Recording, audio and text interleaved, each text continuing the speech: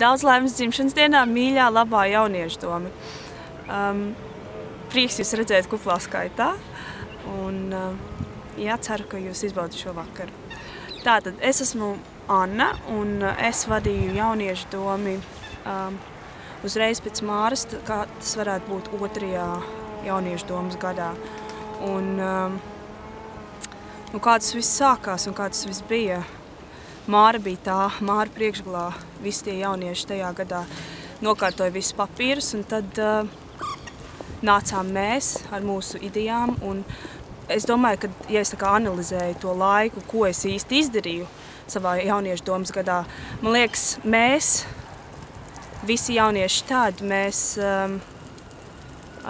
norganizējām tās praktiskās lietas, jo jauniešu domē nebija, kur palikt, mums nebija savu telpu, un tad es sāku savu gadu ar telpu organizēšanu. Mēs gājām uz kultūras namu, un mums tika piešķirta telpa, mēs sarūpējām galdus un krēslis, un darījām visu, kā mēs mācējām un varējām.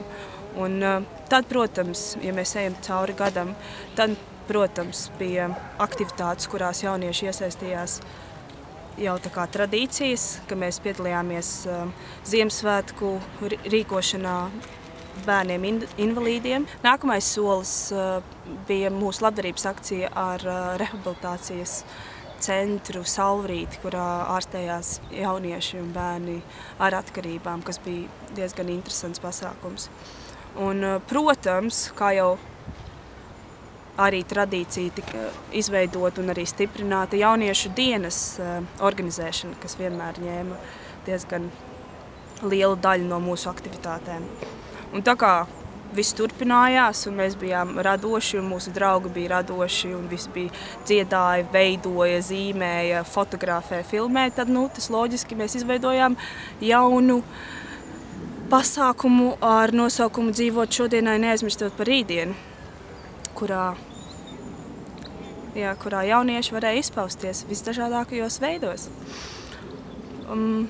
Tas laikam tā lielos vilcienos viss par gadu, kurā es biju atbildīga par jauniešu domas aktivitātēm.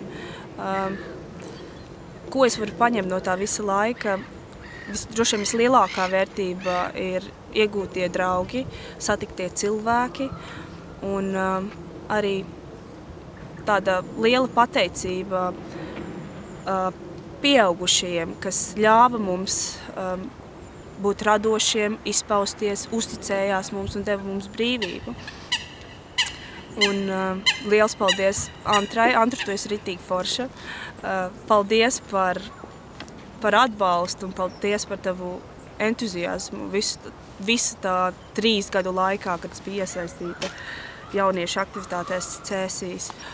Un es ceru, ka jūsu aktivitātes turpināsies un vēlu jums radošu garu un jauku ballīti.